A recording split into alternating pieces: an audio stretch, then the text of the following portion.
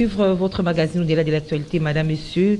À travers de ce numéro, nous allons aborder le sujet entré au secteur des églises, au secteur de la religion en République démocratique du Congo, avec la décision du ministre de la Justice qui avait supprimé le F92, demandant aux églises et SBL sans personnalité juridique de se conformer en déant un mois. Nous allons en parler avec maître Aaron Michel Okitengadi. Avec lui, donc, nous allons nous atteler sur cette décision du ministre de la Justice sur la réglementation des églises en République démocratique du Congo. Émission à l'élo de Kobalingala, Petekoloba, Lopoto, Poete, Batunion, Sobazolanda Biso, Bakouche, Nyon, sur la population et comprendre Nini Oyo, tout ça dit Koloba, l'élo au sujet, Yaba Église, Awa, la République démocratique du Congo. Maître Aaron Michel Okitengadi, merci d'avoir répondu à notre invitation. Merci beaucoup, Madame Gisèle. Donc, nous allons pouvoir parler sur la question liée à la décision qui a été prise. Une prévision budgétaire, je ne sais pas si c'est une prévision de décision ou une vision du ministre de suspendre le F92 ou de fermer certaines églises qui n'ont pas une personnalité juridique. Voilà. Décision en Koyaki F92 to folio 92 au document est attribué comme accusé de réception n'a pas demandeur sur la personnalité juridique donc surprendre supprimer en gros par ministre et la justice en tout cas maquiller les réactions Isaac Mingi. Maître Aaron Michel Okitengadi yo aux décisions en fait on a le col avocat, je veux voir les choses d'une manière un peu trop juridique. Le F92, c'est quoi? C'est un numéro d'enregistrement. Et lorsque un numéro d'enregistrement dont vous allez au ministère de la Justice pour vous enregistrer, c'est-à-dire donner un son de signal que nga a créé association nanga sans but lucratif ou n'a créé église nanga. Parce qu'en fait, la loi dit ceci, que toute association, toute confession religieuse, toute église doit avoir le caractère d'une association sans but lucratif. C'est ça ce que la loi dit. Je crois que c'est dans l'article 47 de la loi numéro 004 du 20 juillet 2001. Cette loi-là, qui est une loi qui organise, qui réglemente les associations et les confessions religieuses en République démocratique du Congo. Et lorsque vous obtenez votre offre demandée, ça vous donne une autorisation provisoire. De fonctionner. De fonctionnement. Après, provisoire. Après 6 mois, lorsque vous avez reçu cette autorisation provisoire, le ministre, donc vous devez demander, vous devez solliciter, c'est-à-dire en payant par le bien de la banque, le frais que l'on demande pour l'octroi de l'arrêté ministériel que l'on appelle également la personnalité juridique. Après 6 mois. Lorsque vous avez toute cette preuve-là, que vous êtes enregistré, et cet enregistrement de l'octroi de l'F92 se paye, je crois $200, je crois $150, chacun a le prix qu'il donne pour que l'on reçoive le F92. Et pendant que plusieurs églises ont déversé leur argent dans la caisse de l'État congolais, l'État congolais leur a donné par ce prédécesseur, le prédécesseur du ministre de la Justice actuel, a donné à ces églises-là l'autorisation de fonctionnement. Provisoirement. Provisoirement. Et qui devient définitivement provisoire pour certaines églises. Non, mais attendez. Donc la loi dit ceci, je crois que je suis devant cette loi-là, que l'autorisation provisoire, on parle de l'autorisation provisoire dans l'article 48 de la loi numéro 0044 du 20 juillet 2001. La loi dit, après 6 mois, si les ministres ne vous donnent pas un arrêté ministériel, une personnalité juridique, cette autorisation provisoire automatiquement devient la personnalité juridique. Automatiquement. Automatiquement, c'est la loi. Voilà pourquoi il y a plein des églises. Le ministre trouvait dans sa table une loi qui a été promulguée et jusqu'à aujourd'hui, cette loi n'a pas encore été abrogée. Et aussi longtemps que cette loi, la loi numéro 004 du 20 juillet 2001 n'est pas encore abrogé, le ministre doit respecter les textes. Il doit être légal. Il doit être légaliste. C'est-à-dire que sa décision n'est pas légale? Non, il doit être légaliste. Pourquoi? Parce qu'il ne peut pas marcher sur l'argent des Congolais. Les contribuables congolais, ces pasteurs-là sont des contribuables congolais qui ont payé des $150. Provisoire. De $200. Mais du fait qu'on dit quelque chose est provisoire, oui. c'est-à-dire même si vous avez payé de l'argent, comme vous le soulignez là, mais c'est de l'argent que vous avez payé provisoirement. Madame, la loi dit ceci, qu'après 6 mois, si les ministres ne vous donnent pas un arrêté ministériel, cette autorisation provisoire vous permet, devient automatiquement la personnalité juridique. C'est l'article, attendez qu'on lise l'article. Automatiquement oui, attendez qu'on lise l'article. Nous sommes ici. Il y a l'article 48. Toute association confessionnelle ne peut se constituer que sous forme d'une association sans but lucratif. Nul ne peut percevoir de dons, de présents, de legs ou aumônes au nom d'une association confessionnelle n'ayant pas la personnalité juridique ou l'autorisation provisoire de fonctionnement. Ici, où est-ce qu'on dit des 6 mois obligatoires? Attendez, je vois. Je suis en train de partir à l'article. Voilà, l'article 5 de cette loi. L'article 5 de la loi dit ceci.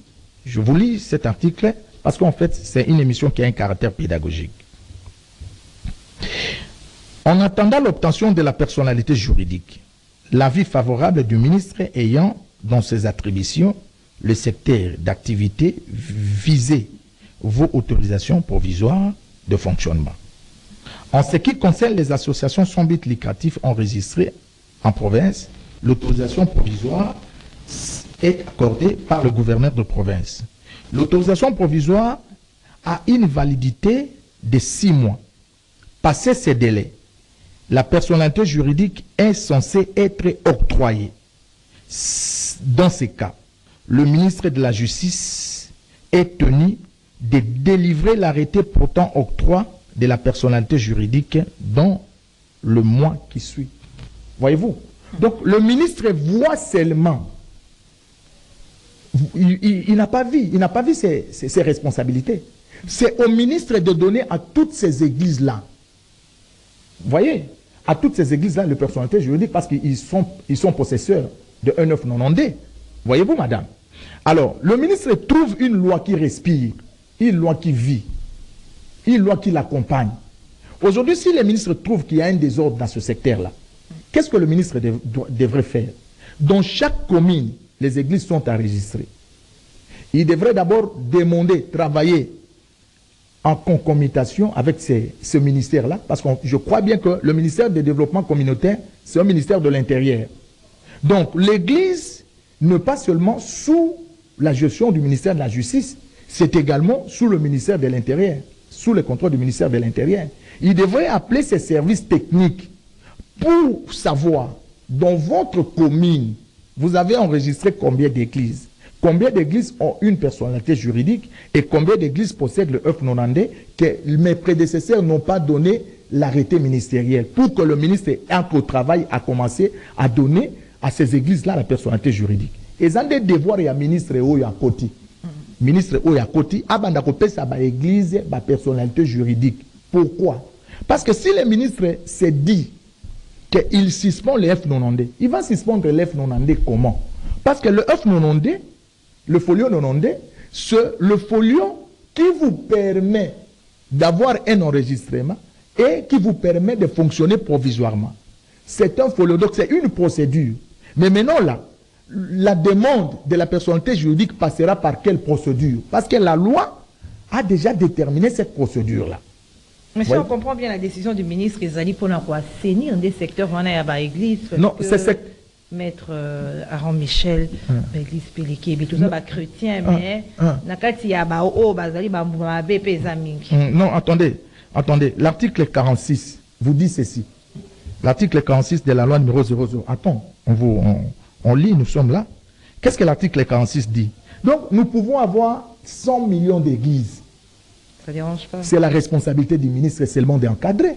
Il suffit seulement que la vision de votre église ne trouble pas l'ordre public et que la vision de votre église n'enteigne pas aux bonnes mœurs. Mais ce n'est pas le cas. Non, il n'y a pas de problème, parce que attendez. Dans sa décision à évoquer même ma nuisance sonore. Non, mais attendez. Vous vous retrouvez sur une avenue avec 5 églises.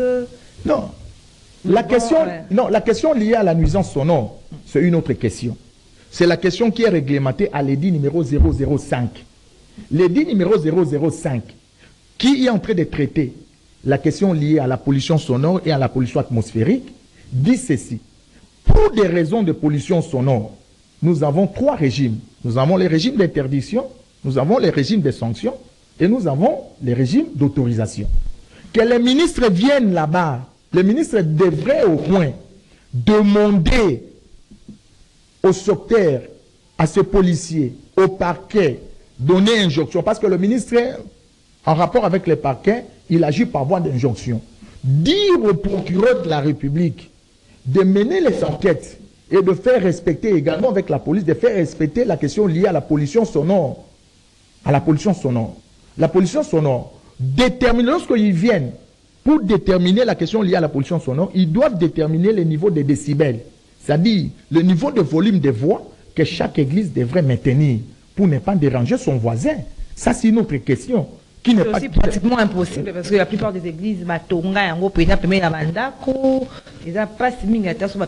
déranger voisin de part et d'autre. Mais non, c'est ça la question. C'est ça le piège. C'est ça où il allait avoir les églises pour que ce n'est pas même à ça. Ce n'est plus maintenant à la compétence du ministre. C'est maintenant à la compétence du ministère public qui vient maintenant voir si ces églises-là ont dérapé aux règles des droits communs, ont violé les règles des droits communs. C'est là que le ministère public va mettre la main et la police, mais pas à la compétence du ministre. Le ministre n'a la compétence que de suspendre les activités de l'église pendant 3 mois. 3 mois seulement. Et après 3 mois, si les ministres n'ouvrent pas, ces églises-là doivent être ouvertes automatiquement. Ah bon? Pourquoi? Parce qu'en fait, si le ministre suspend par la voie qui lui a été permise, ici je crois bien que c'est l'article 53, la question liée à la suspension, l'article 53 de la loi numéro 004. Le ministre n'a le pouvoir de la suspension des activités de l'église que pendant 3 mois.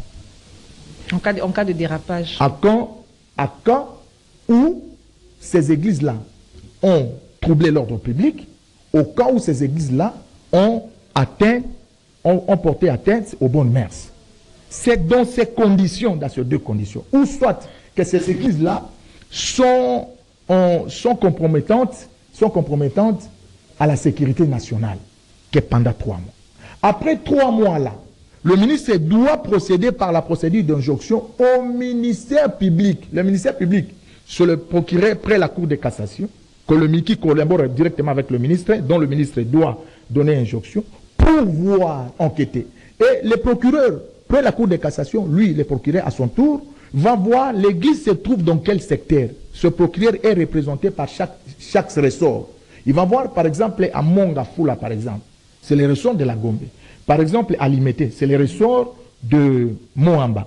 Et il va dire au procureur de la République, dans ces ressorts-là, de procéder aux enquêtes pour lui donner rapport sur cette église-là. Si on trouve que l'église n'est pas inculpée dans ces histoires-là, ils vont faire les rapports et donner le rapport au ministre pour que le ministre réouvre ces églises-là.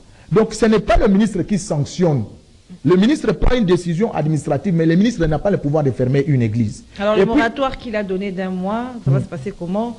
Après que, si les moratoires expirent, parce qu'on a demandé à l'église de se conformer par rapport à la personnalité juridique, et que ces églises ne se conformaient pas, et que ceux qui l'avaient dernier. Mais attendez, tant qu'on a fait sa moratoire, il y a 1 mois, pour que l'église va se conformer, l'église va déjà conformer. Parce que l'église va se conformer déjà. Il y a à suspendre en gros, non, à quoi qu'on suspendre en gros, parce que si le ministre suspend le F90, c'est que le ministre a entamé l'ENI s'est apporté en tête aux droits fondamentaux des citoyens. Oui, bien sûr, vous avez raison, parce que vous maîtrisez bien la loi en la matière, mais tout ça, on appelle à moi en réalité. Au moment que la F demandait, en gros, tellement qu'on l'a octroyé provisoirement et que c'était facile d'obtenir, hein, et on dit un peu désordre dans le secteur, voilà, tout le monde a ça, tout le monde ouvre son église comme elle veut, donc voilà. Non, madame, c'est pas facile à atteindre F90. F90, ça se paye. Ça se paye, c'est beaucoup d'argent. $200, vous avez dit. $200 par exemple. Prenez les numéros. Je m'excuse. Prenez le $200 à travers le République multiplié par le nombre des églises qui ont demandé l'autorisation provisoire. C'est combien qui est rentré dans la caisse de l'État? Et que ces contribuables-là, les ministres viennent piétiner sur leur demande. La loi est dure, hein, dure, Alex. Non, mais ce n'est pas la loi. Mais cette loi-là doit être dure aux ministres, pas à nous. Pas aux églises plutôt.